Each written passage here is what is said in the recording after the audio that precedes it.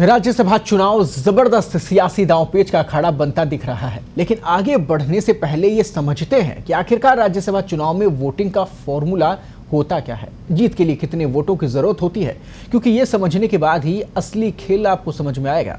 आइए दिखाते हैं आपको कि कैसे बिगड़ सकता है पार्टियों का बना बनाया खेल। देखिए ये खास रिपोर्ट।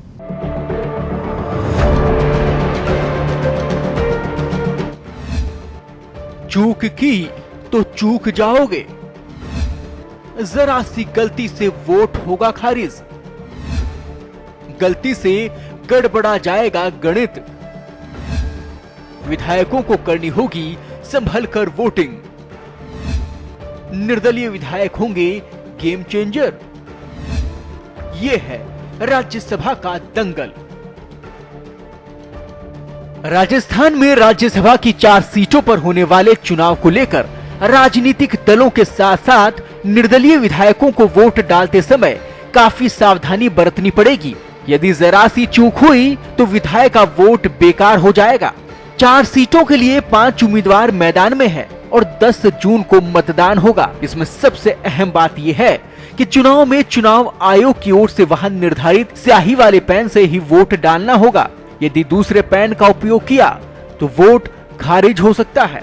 हरियाणा में 2016 में राज्यसभा चुनाव के समय कांग्रेस के 14 वोट कैंसिल हो गए थे। उनका अधिकृत उम्मीदवार आर के आनंद हार गया था। वहीं निर्दलीय उम्मीदवार सुभाष चंद्रा चुन लिए गए थे। वो ही सुभाष चंद्रा इस बार राजस्थान से निर्दलीय के तौर पर राज्यसभा चुनाव मैदान में है। राजस्थान में 13 निर्दलीय विधायक हैं और एक विधायक का वोट का बेहद महत्व है। कांग्रेस और भाजपा के साथ साथ निर्दलीय उम्मीदवार भी इन वोटों को अपनी ओर खींचने में जुटे हुए हैं।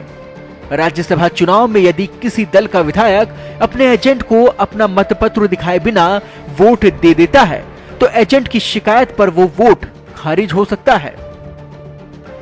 विधानसभा का गणित।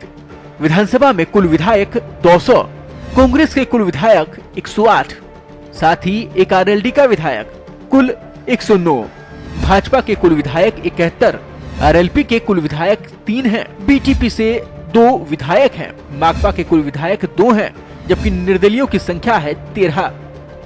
राजस्थान विधानसभा का गणित तो आप समझ ही गए हैं, पर साथ ही आपको बता दें कि जीत के लिए प्रथम वरीयता के कम से कम 41 वोट होने चाहिए और उसी जुगत में तमाम नेता जुटे हुए हैं। चुनावी मैदान में कांग्रेस के 3 प्रत्याशी रणदीप सिंह सुरजेवाला, मुकुल वासनिक और प्रमोद तिवारी हैं, जबकि भाजपा ने घनश्याम तिवारी को उतारा है। वहीं सुभाष चंद्रा को समर्थन दे दिया।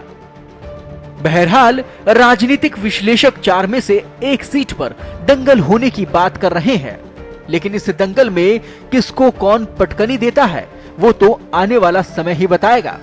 पर एक बात तो है कि राज्यसभा चुनाव ने भाजपा और कांग्रेस दोनों ही पार्टियों की नींद तोड़ा दी है और यही कारण है कि इन पार्टियों के दिग्गज नेता भी बाड़ों में बंद किए जा रहे हैं ताकि कहीं कोई चूक ना हो जाए।